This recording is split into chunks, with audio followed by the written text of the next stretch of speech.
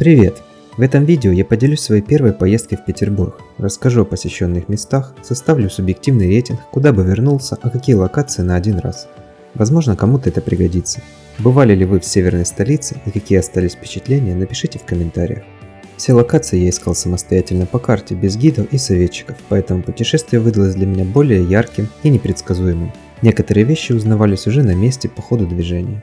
По прибытию в город с помощью поезда первым посещенным местом после вокзала был летний сад. Неплохое место для прогулок, хоть и было достаточно много людей. По пути успешно бросил 3 рубля Чижику, но из-за огромного количества людей хорошие фото сделать не удалось. Сад очень маленький, но красивый, рекомендую. Но я бы повторно не тратил на него время. Как и на крейсер «Аврору». Достопримечательность на любителя. Кому эта тема интересна, посетить стоит и возможно даже купить билет. При мне там была огромная очередь, несмотря на 30-градусную жару. Дворцовая площадь конца 18 века. Место крайне популярное. Останавливаться на ней не вижу смысла. Красиво, масштабно. Кто бывал в городе, я думаю, точно ее посетил. Как и знаменитый дом компании «Зингер». Ныне дом книги. В стиле модерн 1904 года. Красивейшее здание в самом центре.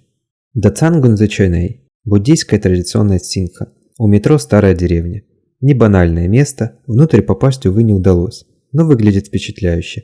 Это первый сохранившийся буддийский храм в европейской части и один из самых северных в мире. Спас на Крови в представлении не нуждается. Я думаю, каждый, если не видел, то точно слышал о нем. Впервые я увидел его ночью, днем оказался красивее, высотой 81 метр. Как и крупнейший православный храм города, Исаакиевский собор, высотой 101 метр. Обязательным местом также была стрелка Васьки. Отличная локация с видом на Неву и окрестности. А если вам интересна тема севера, советую посетить музей Арктики у метро Владимирская. Музей крутой, чего не скажешь о персонале. Доброжелательность и глупые правила явно не соответствуют культурной столице. Также стоит заглянуть на искусственный остров Новая Голландия. Несмотря на поздний час, гуляющих было много. Приятное место. Интересная локация, возможно, многим неизвестная. Смотровая площадка Смольного собора. Проход туда через скромное пожертвование, и оно того стоит. Высота около 50 метров. Подъем примерно 280 ступеней. Виды можете оценить сами.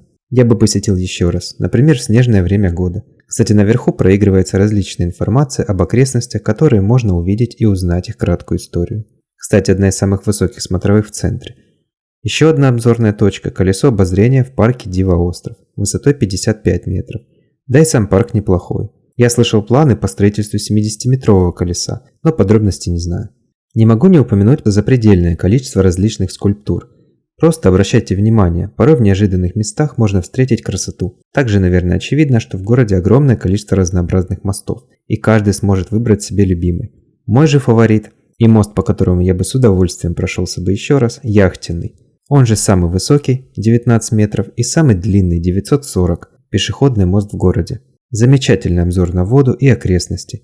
100% рекомендую к посещению. А вот зоопарк не 100%. Он один из самых северных в мире и старейших в России, но далеко не самый лучший. Я бывал во многих, о которых, возможно, расскажу в будущем. И объективно в Петербургском есть над чем работать и у кого брать пример. Смотрите сами, посещать или нет, но я считаю, своих денег он не стоит и требует изменений. В нынешнем виде второй раз бы не пошел. У меня остались 2 локации, которые оставили самые яркие впечатления, но они чуть подальше от центра. Первая – Ладожское озеро, Ореховый остров. Конечно, я не мог его не посетить. Добраться можно на машине или электричке от Финляндского вокзала до станции Петрокрепость. Далее пешком к причалу, откуда по завышенной цене добраться на теплоходе до острова.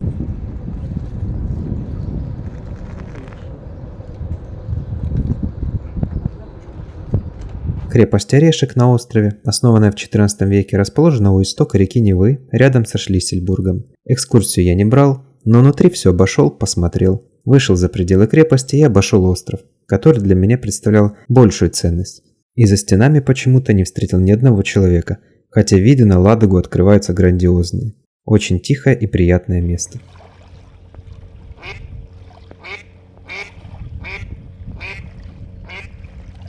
И самая топовая для меня локация – экотропа Сестрорецкое болото. На данный момент лучшая тропа, которую мне удалось посетить. Место невероятной красоты и спокойствия, если, конечно, вы прибудете сюда как можно раньше, ибо когда я покидал его около 9-10 часов, народу прибыло прилично. Добраться просто машиной, либо пригородным поездом от Финляндского вокзала до станции Белоостров, откуда по железнодорожной улице до начала тропы, которая, к слову, закольцована, что очень удобно.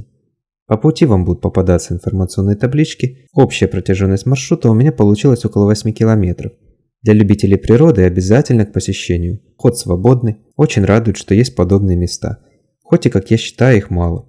Так что, учитывая доступность и количество положительных эмоций, ставлю эту достопримечательность на первое место в Санкт-Петербурге. Что я не успел посетить, но было в списке. Лахта-центр, Кронштадт, на который банально не хватило времени, ботанический сад, часть сада была закрыта на ремонт, поэтому стало неактуально, и музей артиллерии был отменен по причине приоритетов. Ваше мнение по местам, где бы вы хотели побывать больше всего, буду рад видеть в комментариях. Всего хорошего!